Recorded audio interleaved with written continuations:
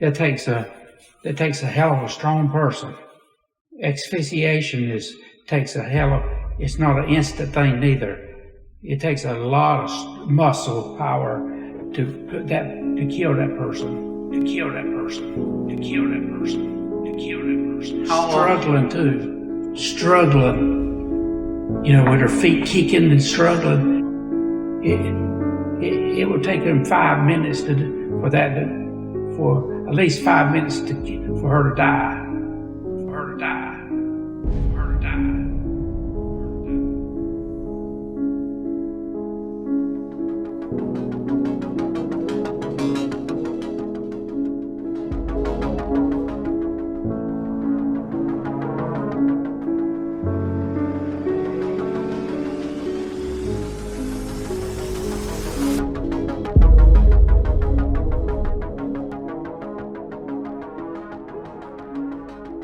And we have a few irrefutable facts. Ira Yarmolenko was on the banks of the Catawba River. It's a place where she shouldn't traditionally be. She is dead from asphyxiation, and she is murdered. And she's murdered with items that she brought there with her. Those are facts. So you have evidence, like facts. There is such a thing as facts that we can all, sign off on. We can all say, yeah, okay, we see this. Tale is everything.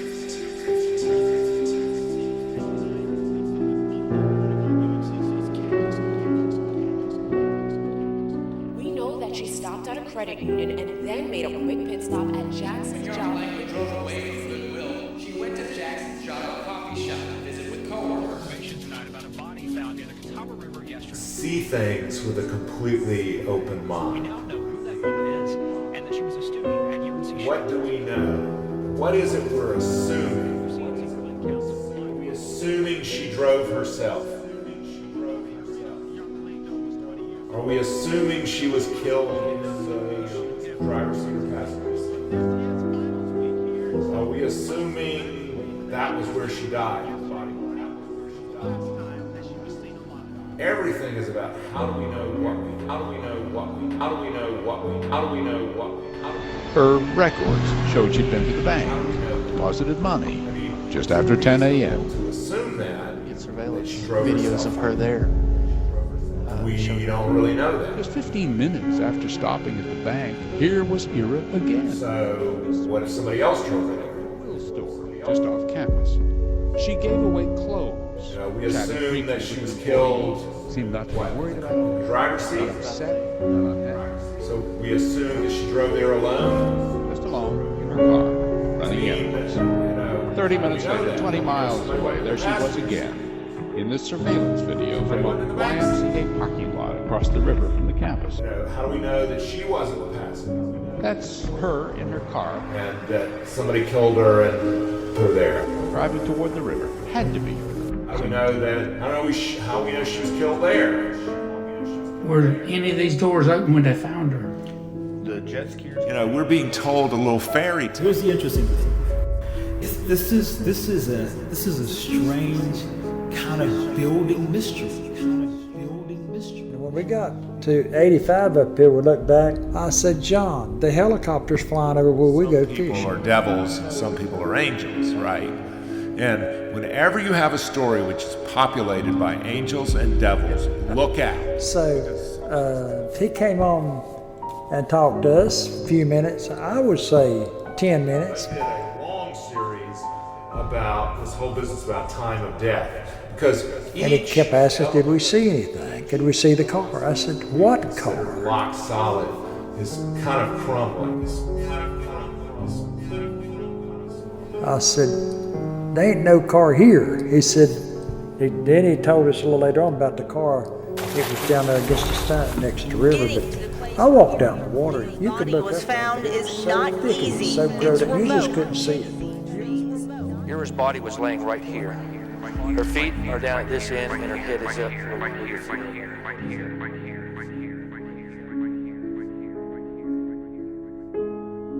She left in her car something she rarely drove. You find what you believe are 120 pieces car down a steep embankment and this open. Investigators say she did not fall out of it.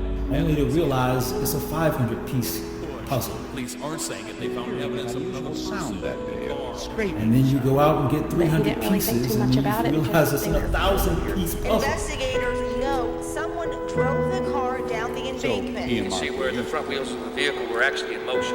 Her keys were out further uphill, March, and take the a little driver longer. and back passenger doors of her car both Oblivious open. to the terrible crime that happened just about 100 feet away. What would you say to Ira Yarmolenko's family who feel like there's some sense of closure? Of both of these defendants was feet from where a recently murdered girl was. They lied about being near it. They were interviewed. They got the wrong one. The one that done it still out There was a young man swinging on a vine. He was across the river. They had a vine they swung out on. They dropped in the water. Well, nobody didn't know this little boy couldn't swim. A lot of times, getting at the truth is not a straight line. It's not. As an old defense attorney in Toledo, Ohio, when I worked there, he used to say, murder is an assault.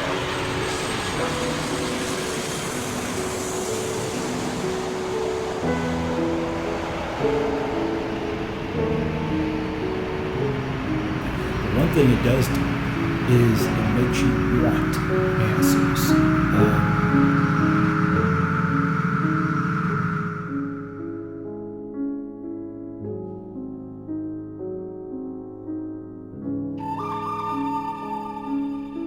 We all felt that we had a really serious whodunit.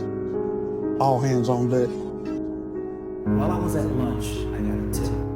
He thinks that sounds like what happened in our case. Get 3 coffins ready.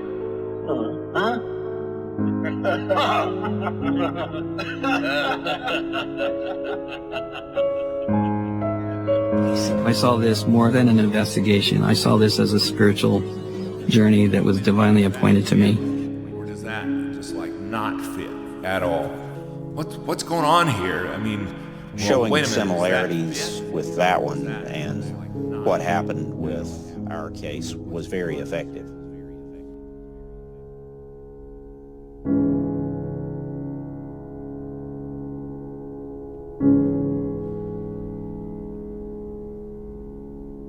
You don't forget images.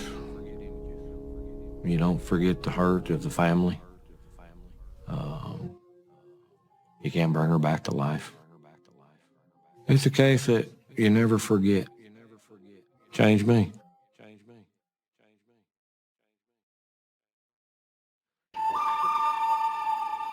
I don't think it's nice you laughing. You see, my mule don't like people laughing. It's the crazy idea you're laughing at him. Now, if you apologize like I know you're going to, I might convince him that you really didn't mean it. It's just a growing dread that this just isn't going to end well.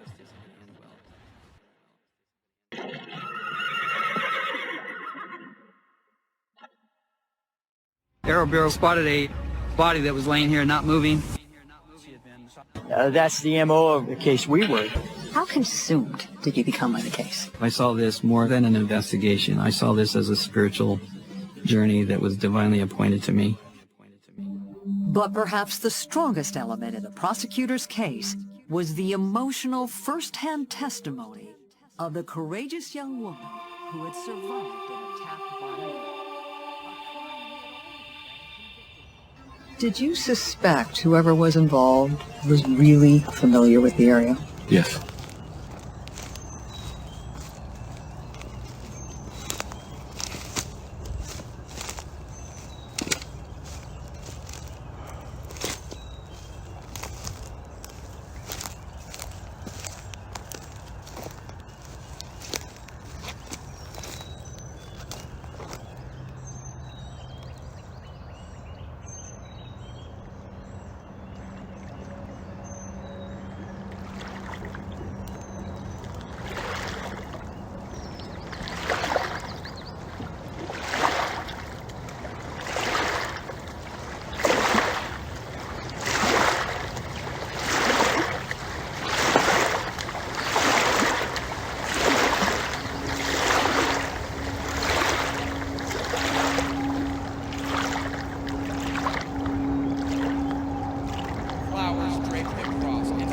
Flowers drape the cross, and on top sits a solar-powered light, so the memorial will be visible at all times. 2 weeks after finding her body on the banks of the Cozzo River, Brenda Priest and Dennis Hill both put up a cross in Ira Yarmolenko's memory. They now feel closeness to the flowers draped to the cross, and on top sits a solar-powered light, so the memorial will be visible at all times. A terrific family, terrific friends. I mean, she's loved by everyone. I haven't seen a picture of her yet where she was. So the memorial will be visible at all times, and on top sits a solar-powered light.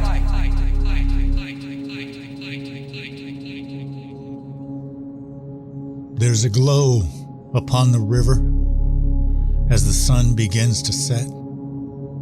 And like spectators, we fade in and fade out of this vignette.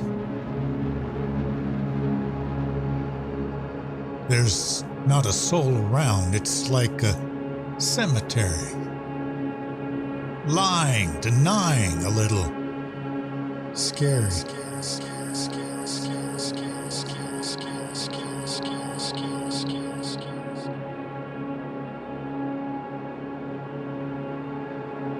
It's hard to believe that we may indeed find those voices.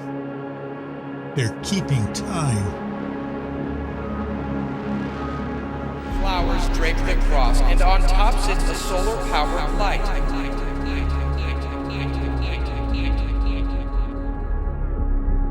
They've summoned us here, to this, the shore, step by step, then one step more, one after another, then finally, not a step more. So we search, not for a tomb, but for a solar light, visible by day, visible by night. It rests atop a somber cross, atop this grim loss.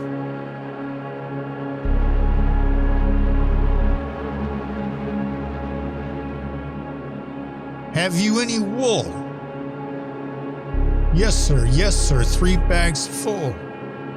One for my master, and one for the dame, and one for the little boys who live down the lane.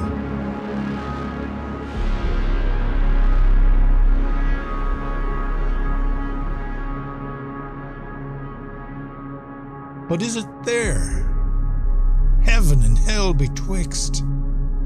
We keep searching for this crucifix that flags the spot that marks the time where they found her body lying. Or is this some twisted prank lumbering through the underbush? It's tall and green, our gaze drifts towards the riverbank.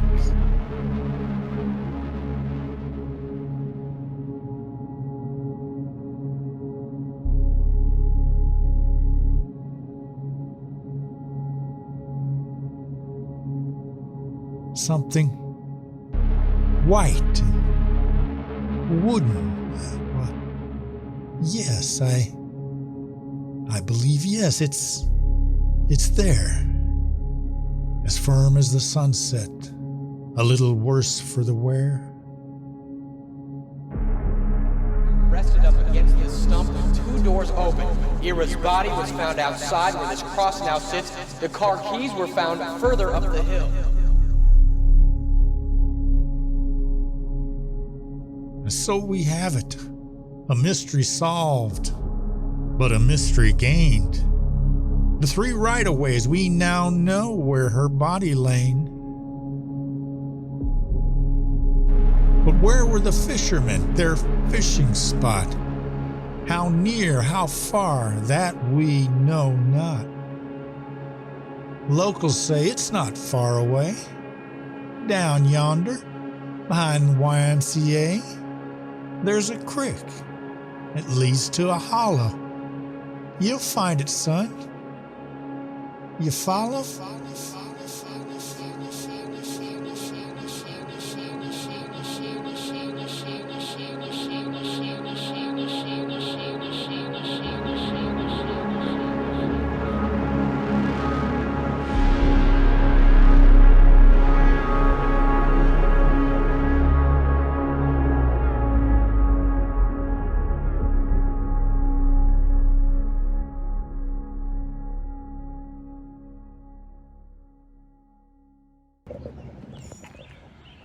it's important to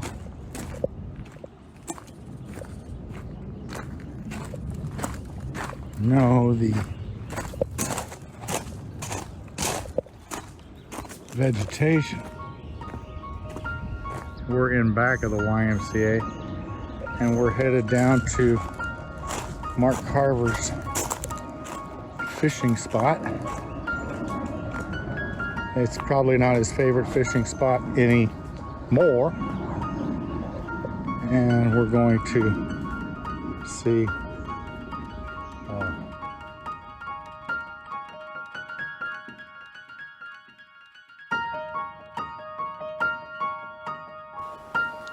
so we'll be going down ultimately to where Mark Carver and Neil Cassida were fishing. It's rough. Yeah. The terrain is rough. You just look at everything. It may look peaceful and poetic, but as you can see, we're heading off into the abyss here. It's certainly picturesque, but you know, they don't really like people poking around here. We're going behind the YMCA right now. We're just trying to find a good place to enter the woods.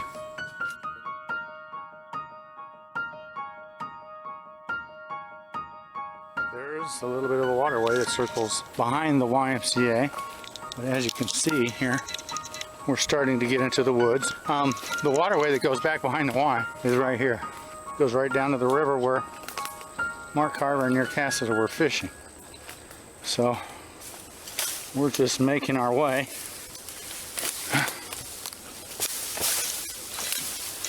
back now. So as you can see, there's nothing in front of me except a green highway. I think we'll find a place to jump over that and follow.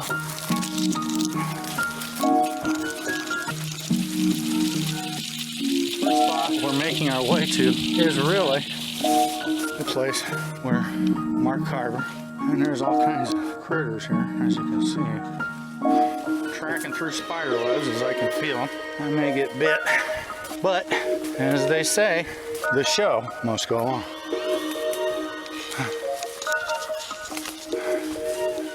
Again, we're traveling behind the YMCA, and I know if I just keep following this creek, eventually we're going to wind up into the fisherman's spot. And I'm collecting spider web.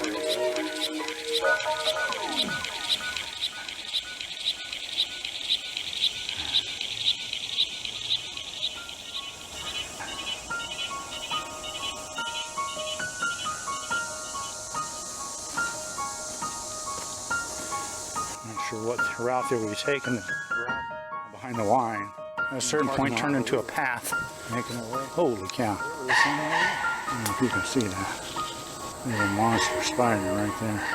You have to watch out for some of these.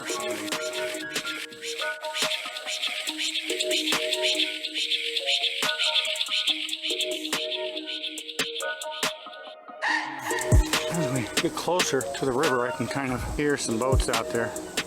Not sure if this is the path that goes down to the river that Mark Carver took, but I'll know it when I see it, because it opens up and goes right down to their spot.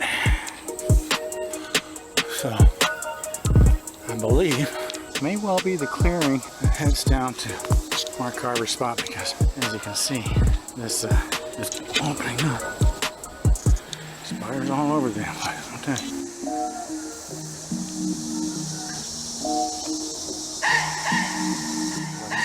Another right of way, and there's the river.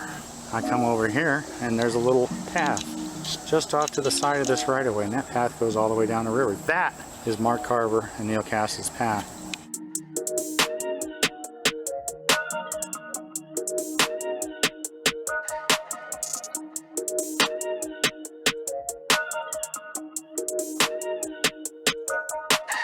Creeping through the woods behind the YMCA. Just follow that cricket, boy, that's what all the locals say.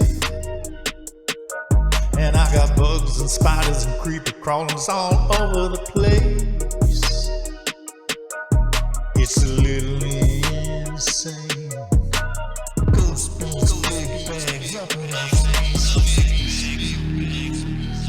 Probably backed up right down this right away, came down along this tree line ridge, and then they went right down to the river. My understanding that they backed up right to the river.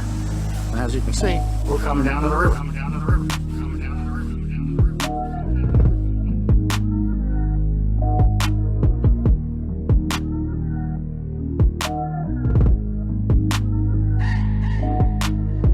for the ride, still trying to escape.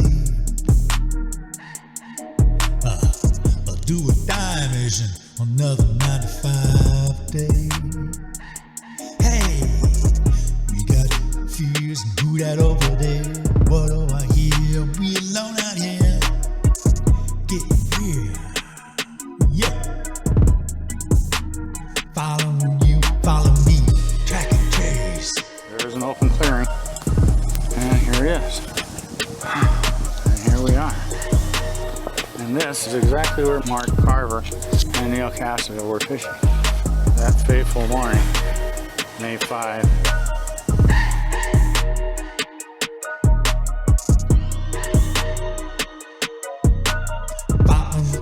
Follow, track and trace.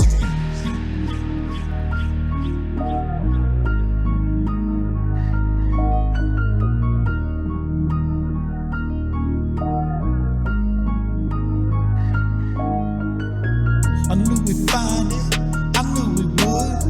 To Mount Holly from Hollywood. We're getting closer, hope you don't mind. We're getting closer and closer with every rhyme. We're gonna fuck around and find out, fuck around and find out.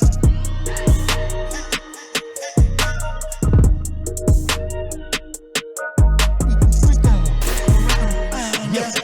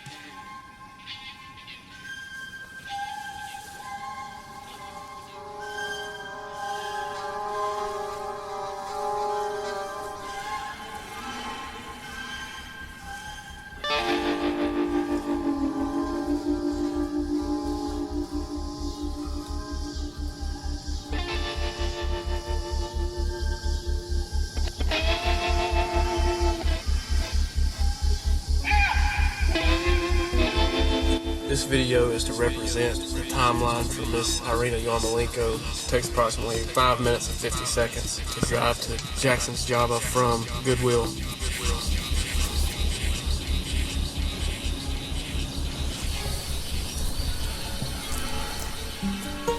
To me, it's general. I mean, that first impression that we had of the bike and that was, yeah.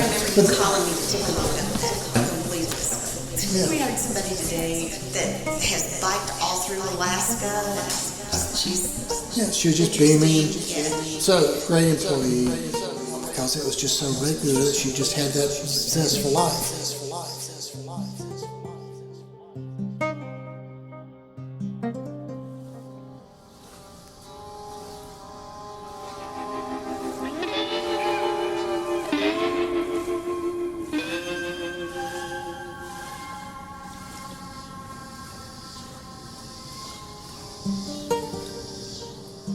I mean, there's some people, if they have good days and they have bad days, and you can, maybe they're usually really good and you remember a few of the bad days, or they're have bad days and they have a good day that's memorable. She was just happy and going and doing her thing, and, school and in and out, just going, and so, and of course, as you're being a part of her life, you're not trying to think ahead like, well, I need to savor every moment because some tragic's going to happen.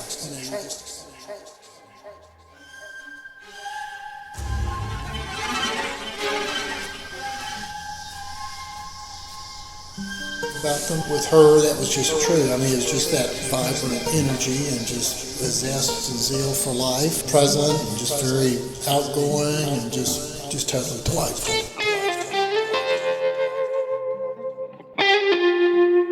This video is to represent the timeline.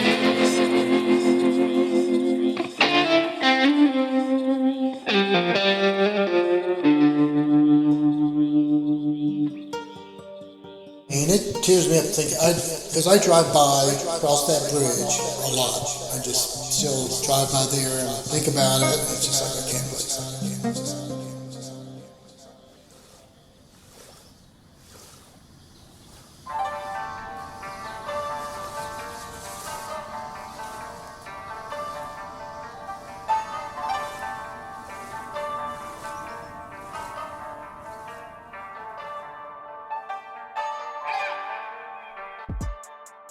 It's Ira. She's standing at the bank counter at 10:21 a.m. She'll need a couple more minutes to wrap up her transaction, get into her car and drive off. But drive off to where? I mean, that's the big question in terms of her timeline, isn't it? Because her next stop is either the Goodwill to make donations, or it's across the street to Jackson's Java to drop off gifts for coworkers.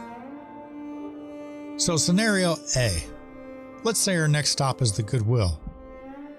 Needing a couple more minutes at the bank, she leaves at the earliest from the bank at 10:23. Then next is captured on camera driving into the Goodwill at 10:33. That would give her 10 minutes to get there. Now we took that same route a few different times. The first time it took us 11 minutes, then 8 minutes, then 7 minutes. But there's a new video on the website under the clues section. It's from the detective's files. It's Detective Terry with the Mount Holly Police Department.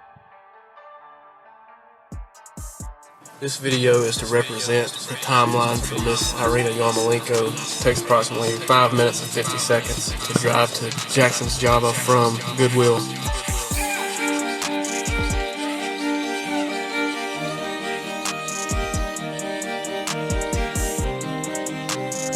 Goodwill to Jackson's Java.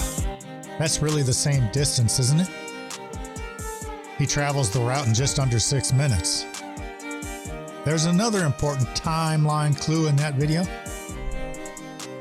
But in any case, if we average all of those times, we get 8 minutes. So, Ira taking 10 minutes to get there seems reasonable. There's a number of stoplights on that route, and depending on how heavy the traffic was, can account for the difference. So then she's at the Goodwill for a couple minutes, we know. Seen on video leaving at 10:35, and in this scenario, traveling next to the coffee shop. Now, news reports at the time reported that she's at the coffee shop at 10:45 and, quote, last seen there at 10:50. But there's something odd about those times that just can't put my finger on.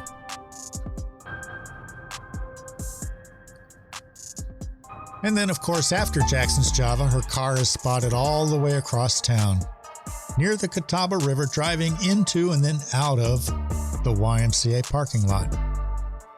She's captured on video driving into the YMCA parking lot at 11:09 and driving out at 11:10, heading towards the neighboring subdivision following Park View Drive. Now that's really a mystery within a mystery, isn't it? I mean, why drive into the YMCA parking lot, turn around, and drive right back out? She obviously didn't get out of her car to go into the YMCA to visit anybody or look for someone. So it's just rather peculiar.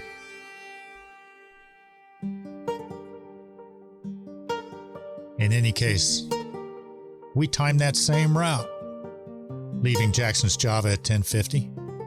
We arrived at the YMCA parking lot at 11:16. She arrived at 11:09, meaning she got there 7 minutes faster than we did, which is significant considering the route is mostly over a freeway and we were keeping up with the normal flow of traffic. It suggests we may have a problem with scenario A. We might need to rethink this, because maybe, just maybe, her last stop in the campus area that morning was not Jackson's Java, as seemed to be the prevailing narrative at the time, but was rather the Goodwill. So let's back up and try this again. Scenario B, she's driving away from the bank, heading next, this time, across the street to the coffee shop. That puts her at Jackson's Java at right around 10:24-ish.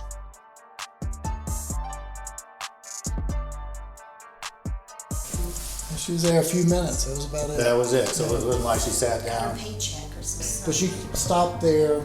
But she was in and out. I mean, it was just like she finished class. It was morning. I don't know, 10, I can't remember now.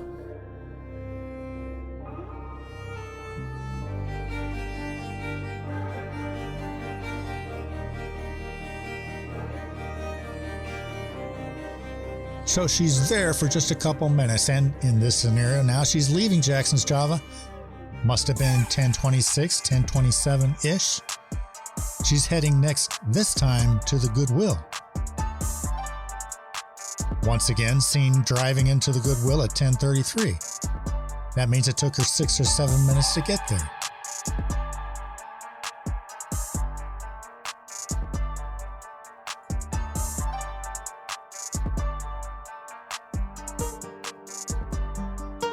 So the exam was this time period, and that it was. And the date of her death is Monday, May 5. You know, I remember finding the written work written by her. Okay. With mistakes, but okay. You know who doesn't make mistakes in Russian? Right. Everyone does. And I didn't really know what to do with this paper, because I felt like, oh, if I give it to Masha, there will be, it was back then, it will be something unpredictable. She was already grieving the way no friend grieves. Finding Irina's mother, it's even hurting more. I remember that I couldn't get rid of this paper for a long, long time, not knowing what to do with it.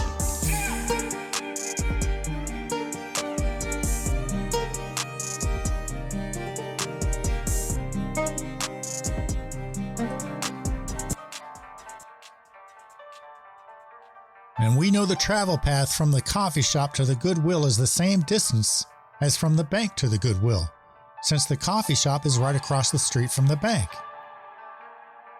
And again, we know the average travel time to get to the Goodwill from that area is 8 minutes. So based on traffic lights and how light the traffic may have been, Ira taking 6 or 7 minutes to arrive at the Goodwill from the coffee shop seems reasonable. And again, she's at the Goodwill for a couple minutes, seen driving away at 10:35, captured on video, heading, in this scenario, to the river.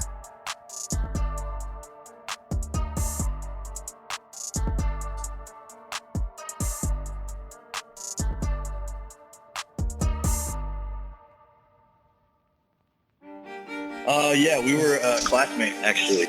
Went to middle school together and freshman year of high school together. Someone passing away at age 20, like we both were, it's certainly hard for anyone to understand that and, see it happen to someone that you went to school with. It was hard for everybody around the community, but it did bring some people closer together, which is, the one thing that, I think she would be proud of.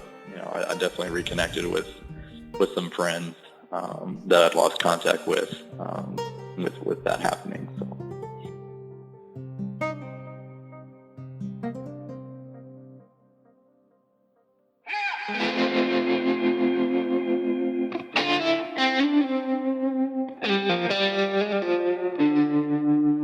After leaving the Goodwill, about a half an hour later, there she is driving into the YMCA parking lot by the river.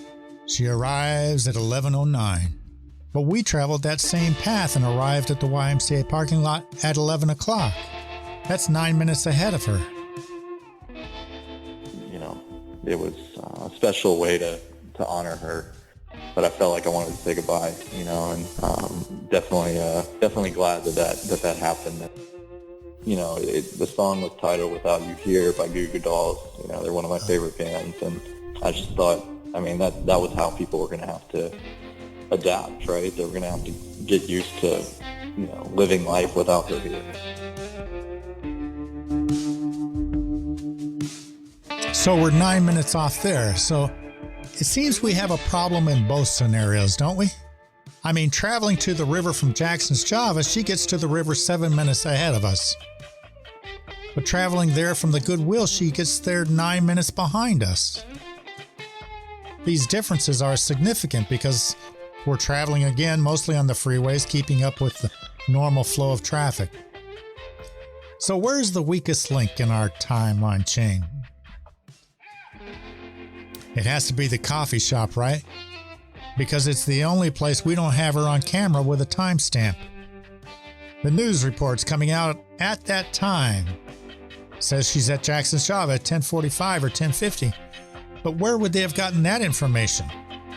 They could have gotten it from the cops, but where did they get their information?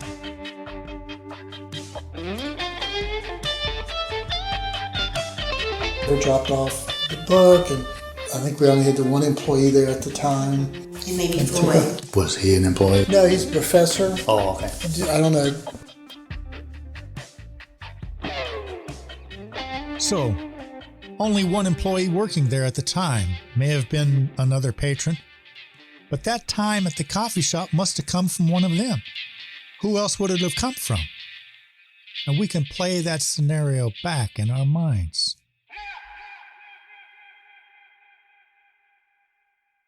I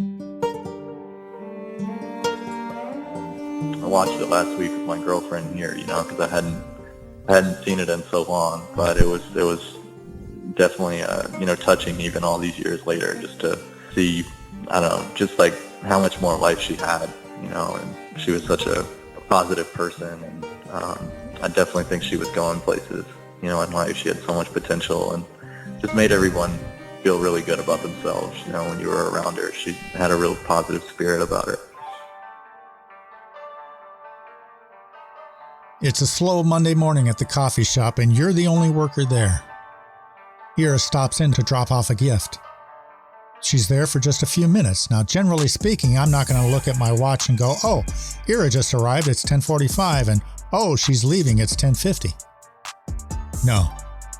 Now, it's likely that those times were estimated by the employee after the fact, after the tragedy had taken place, when asked to make her best guess as to when Ira was there.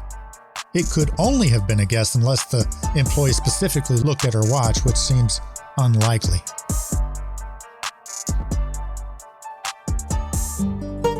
some photographs, one photograph, not some photographs, but pictures do not convey her charm.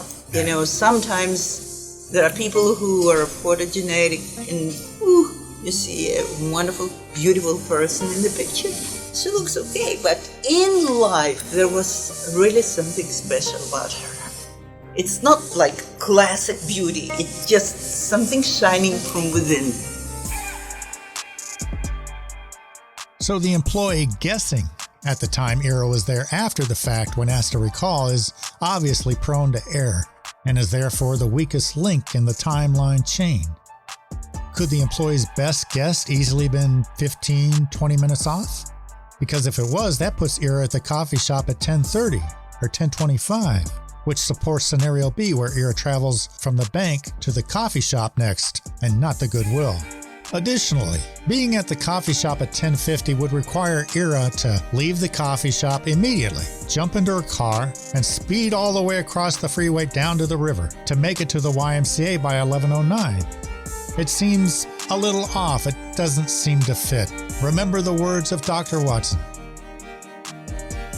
What's going on here? Well, wait a minute. Does that fit? Or does that just not fit at all? Everything about the context. Everything about the context of where something is found. You'll also remember WSOC Charlotte's Channel 9 investigative reporter Ken Lemon, who we spoke to in previous episodes. Here's the interesting thing. This is a strange kind of building mystery. But one thing it does do is it makes you want answers. And he's been close to this story since day one, but we found someone even closer to the scene that day, who was actually on the river shore as detectives were arriving. We're leaving the fishing spot right now to go and talk to him. Perhaps he can help answer some questions. But what might we ask him to help make the pieces of this puzzle fit?